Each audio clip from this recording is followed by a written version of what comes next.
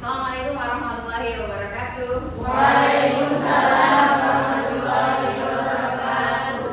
Selamat pagi teman-teman semuanya, apa kabar? Baik. Kalau saya melihat wajahnya cerah ceria, pasti banyak duit ya. Oke, hari ini kita akan membahas tema yang cukup menarik. Saya mau ajukan satu pertanyaan yang pasti semua kita punya pengalaman tentang itu. Kira-kira coba diingat ya, dalam 1 minggu atau 2 minggu terakhir, kalian pernah nggak tiba-tiba meledak marah atau berbuat anarkis, atau justru kalian baru di-treat like a princess? Kalian adalah seseorang yang sudah saya tunggu sejak lama. Silakan. Ya saya kan beberapa hari ini saya selalu maraton film ya Bu ya, dan ketika nonton itu ada yang dia papat yang sedih, saya sampai nangis, sampai batu-batu, sampai apa ya, sampai saya kambuh itu Bu, gara-gara saking sedihnya dengan nonton film itu. Oh, bisa ya, bisa ya. Oke, baik, terima kasih. Nah, ternyata emosi itu ada 2 jenis kan, emosi positif dan negatif. Saat orang girang, gembira, sampai cingkrak-cingkrak tadi kan, itu emosi positif. Begitu juga sebaliknya, emosi negatif itu saat kita mungkin murung sedih, mengurung diri di kamar, nggak mau makan dan seterusnya. Nah, ternyata banyak penelitian yang menyebutkan bahwa orang yang bisa meregulasi atau mengelola emosinya dengan baik itu berkaitan dengan kesehatan mental seseorang. Maka semakin dia bisa meregulasi emosi, maka dia bahagia. Nah, mau bahagia? Mari kita simak. Silahkan dibuka Mentimeter. Sudah bisa langsung diklik, nanti akan keluar di sini jawabannya. Oke, sudah keluar di sini. Emosi adalah perasaan. Nampak oleh panca indera. Paling besar perasaan. Maka kita memahami emosi itu sebagai sebuah perasaan. Kita akan membahas tentang tujuan belajar kita. 1. Mahasiswa diharapkan bisa menjelaskan definisi faktor yang berpengaruh terhadap emosi, mampu menyebutkan teori emosi itu apa saja. Yang ketiga, menjelaskan keterkaitan otak terhadap emosi, mempraktikkan secara sederhana cara meregulasi emosi dan merefleksikan pengalaman emosi kalian sehari-hari. Menurut Yahya, emosi itu adalah keadaan individu pada suatu waktu tertentu yang diwarnai gradasi afektif, mulai dari tingkatan lemah sampai mendalam, seperti tidak terlalu kecewa dan sangat kecewa. Definisi kedua, proses mental dan fisik yang mencakup aspek pengalaman subjektif, evaluasi, analisa, motivasi dan respon tubuh seperti arousal dan ekspresi wajah. Arousal itu adalah dorongan secara fisik. Maka orang tuh kalau lagi marah atau senang, itu tuh pasti pertama kali kelihatan dari gestur tubuhnya. Orang tuh kalau habis dapat bunga misalnya, itu kayak seharian itu senyum tuh kayak bibir tuh pengen senyum sendiri gitu, terkah gitu kan. Kita itu kalau muncul perasaan atau emosi-emosi positif atau negatif itu tuh ada 3. Yang pertama biologis, bukan cara pandang. Biologis itu berkaitan dengan perubahan hormon. Maka kita yang cewek, di sini kan cowoknya ada berapa ya, biasa disebut gitu ya. Nah kalau cewek biasanya ada perubahan hormon, maka di situ ada perubahan mood juga yang kemudian membuat seseorang tiba-tiba senang atau sedih. Nah kenapa bisa begitu? Ya karena memang orang bisa karena makanan atau mungkin kebiasaan dia di rumah, gitu kan, sehingga hormonnya itu akan meningkat atau menurun, itu secara biologis. Kemudian yang kedua psikologis. Psikologis itu salah satunya faktor karena pola asuh. Kemudian yang terakhir sosial, kurang adanya support atau dukungan dari orang-orang di sekitarnya. Kalau misalkan seseorang itu katakanlah tidak mendapatkan teman atau kurang mendapatkan dukungan dari orang tua, dia cenderung disalah-salahkan. Nah itu juga bisa berdampak pada bagaimana dia meregulasi emosi. Maka ada orang-orang yang cenderung kayak tadi, misalkan kamu mau terima aku apa adanya seperti ini, tukang marah, tukang orang bilang memanipulasi misalnya, sebenarnya itu dipengaruhi oleh banyak faktor. Artinya kalau bicara kenapa ya orang itu kok agresif, orang itu nggak agresif, apakah karena biologisnya atau karena sosialnya? Tidak selalu. Bisa jadi ketiga-tiganya itu ada di dalam diri seseorang itu. Sehingga apakah orang itu bisa berubah 100%? Mungkin tidak, tapi berkurang iya gitu ya, karena melatih dirinya sendiri. Kita perlu tahu teori-teori emosi. Kenapa perlu tahu? Karena kalau di dalam ilmu sosial, psikologi itu kan termasuk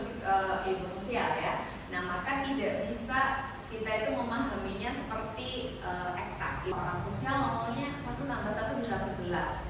Ibu ketemu suami, anaknya bisa 11, itu ilmu sosial gitu ya. Nah, maka kalau orang sosial menjelaskan satu fenomena, perspektifnya bisa banyak. Nah, maka perlu kita memahami teori itu. Yang pertama ada teori emosi James Link. James Link itu mengatakan bahwa pengalaman emosi merupakan hasil dari persepsi seseorang terhadap perubahan yang terjadi pada tubuh sebagai respon dari rangsang yang datang dari luar. Yang kedua, teori emergency Cannon-Bard. Belakangnya itu nama penemunya. James Link tadi ada 2 orang, namanya William James dan Link. Kalau ini Cannon and Bard. Teori ini memandang bahwa pengalaman emosional yang sadar dihasilkan oleh stimulasi langsung atas pusat-pusat otak di korteks. Jadi otak kita itu ibarat kayak mesin, di mana dia mempunyai area-area khusus yang punya fungsi penting. Sebetulnya bagaimana cara kita bisa mengontrol emosi itu? Ya dengan memastikan bahwa sistem limbik itu berfungsi sebagaimana mestinya. Caranya gimana? Sampai dengan dilatih. Nah, yang ketiga, teori emosi 2 faktor, Schaefer-Singer. Jadi teori ini berorientasi pada rangsangan, yakni didasarkan pada perubahan fisiologis dan interpretasi kognitif. Fisiologis itu adalah tubuh, interpretasi kognitif itu adalah ya bagaimana cara pola pikir kita. Gitu. Jadi secara kognitif individu berupaya untuk mencocokkan informasi ini dengan pengalaman masa lalu, kemudian mempersepsikan emosi saat ini. Kalau zaman dulu pacar saya itu toksik, kalau saya pacaran dengan seseorang yang ciri-cirinya kurang lebih sama, pasti dia itu toksik. Seirungnya persek, aku misal ya, yang orangnya ciri-ciri fisiknya begitu, cara ngomongnya begitu, pasti orangnya begini. Nah ini katanya Schaefer-Singer tuh gitu. Maka seringkali kan di pengalaman kita, kalau kita bau wangi tertentu, ini kayak parfum orang yang pernah melecehkan aku. Mohon maaf contoh ya. Aku nggak bisa bekerja sama orang yang baunya kayak gini. Nah ini yang saya maksud dengan sistem limbik ya. Kelihatan gambarnya? Ada thalamus, pineal gland, hippocampus, cerebellum, amigdala, bla bla bla. Cerebellum itu adalah otak kecil. Cerebrum adalah otak besar.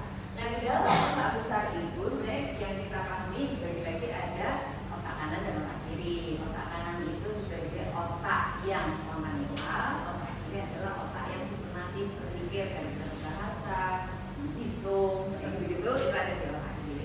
Nah di sini ini adalah library atau perpustakaan yang fungsinya menyimpan memori-memori kita, baik itu memori positif atau negatif, itu hipokampus. Nah hipotalamus ini adalah fungsinya untuk mengatur salah satunya suhu tubuh kita, sehingga ketika kita mengalami reaksi-reaksi emosional, maka hipotalamus itu yang akan membuat tubuh kita menjadi yang tadinya biasa aja, suhu tubuhnya jadi tremor ya, kok nafasnya jadi pendek ya. Nah itu yang ngatur hipotalamus.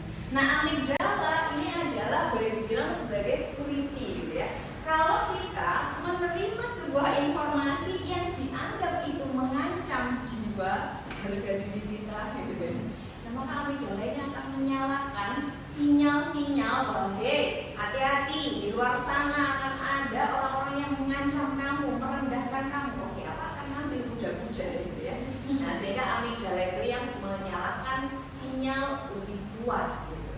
Nah di bagian otak ini ya ada yang disebut prefrontal cortex. Prefrontal cortex itu khususnya di depan.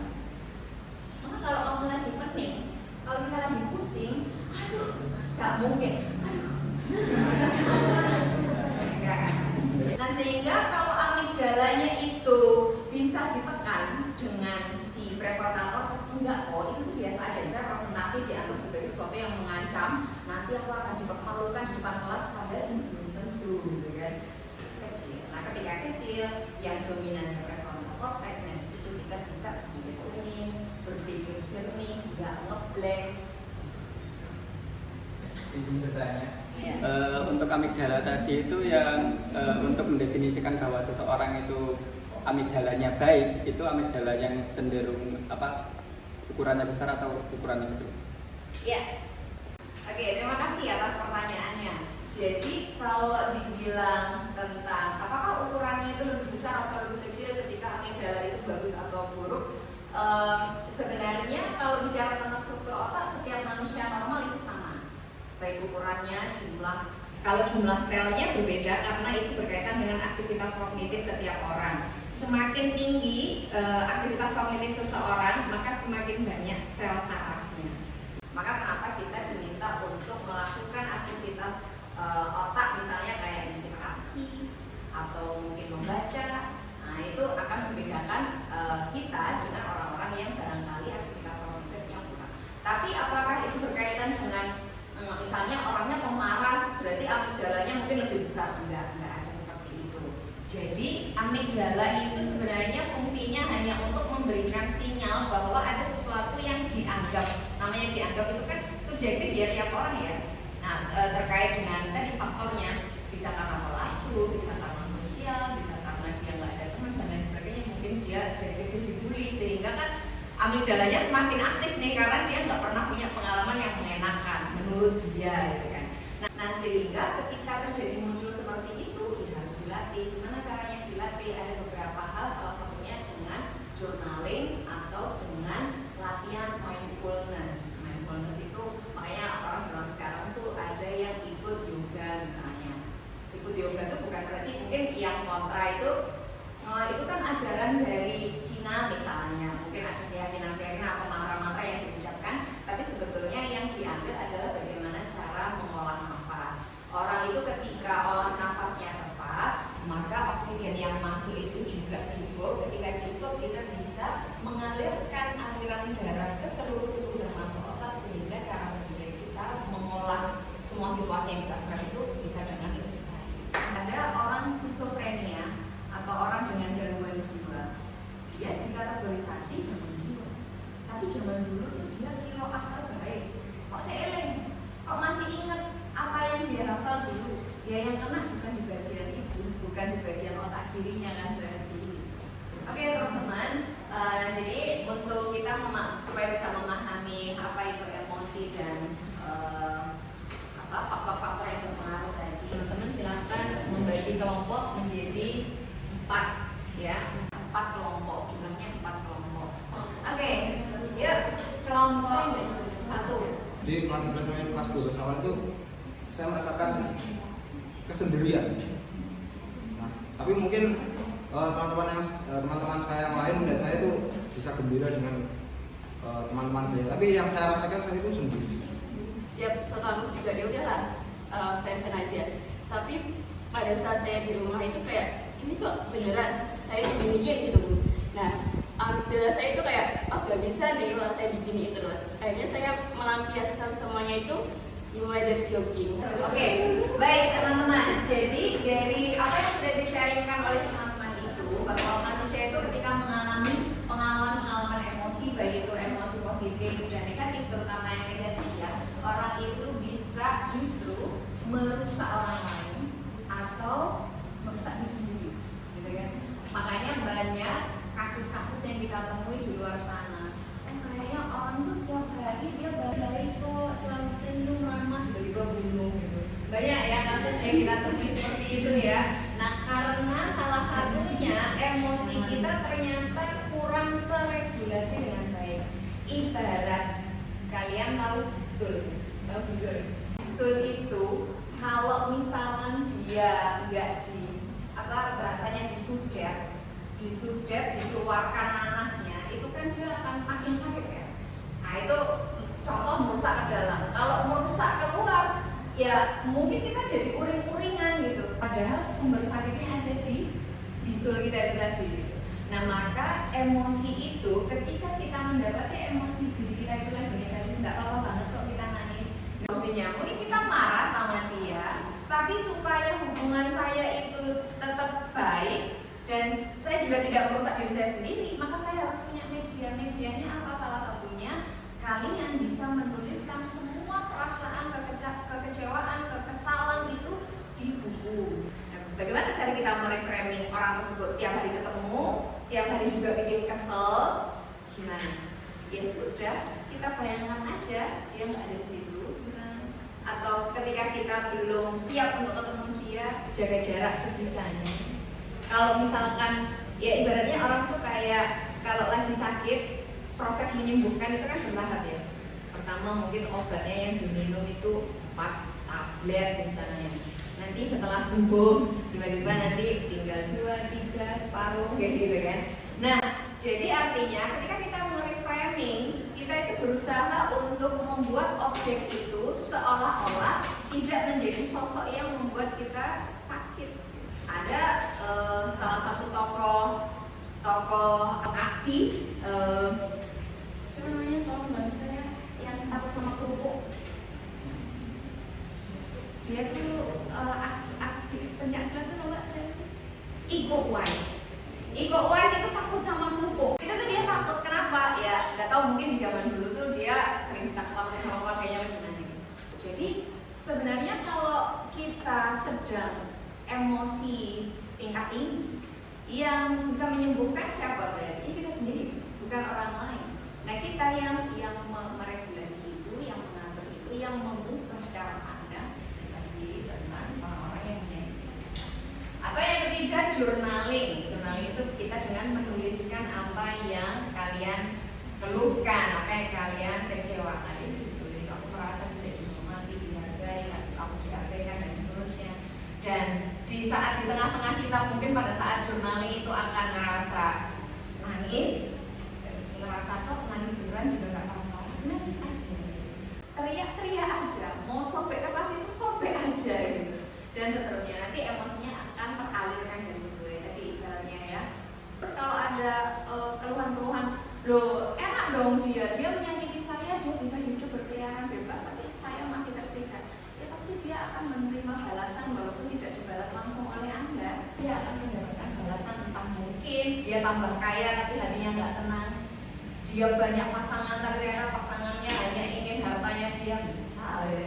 Dan itu kan bukan menjadi tugas kita untuk memastikan bahwa dia menderita. Kita hanya bisa memastikan bagaimana diri kita bisa bahagia dan mendapatkan emosi yang stabil, yang baik selama hidup kita. Yang terakhir ada CBT, ya ini tuh biasanya teknik yang dipakai oleh terapis untuk membantu kliennya agar dia bisa mengubah apa yang dia alami. Zaman sekarang itu kan banyak bahasa tentang moderasi beragama.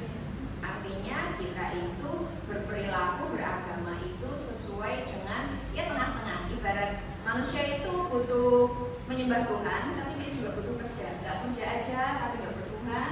Nggak ibadah aja, tapi juga dia pokoknya nggak bekerja lah gitu. Pokoknya nanti kalau saya hidup berarti Allah masih menginginkan saya gitu ya. Iya, jadi nanti tugasnya bisa dibuat poster atau flyer dan video berdurasi maksimal 1 menit. Jadi karena kalian Gen Z, jadi nggak perlu diketik makalah atau word gitu ya. Saya tahu isi hati kalian.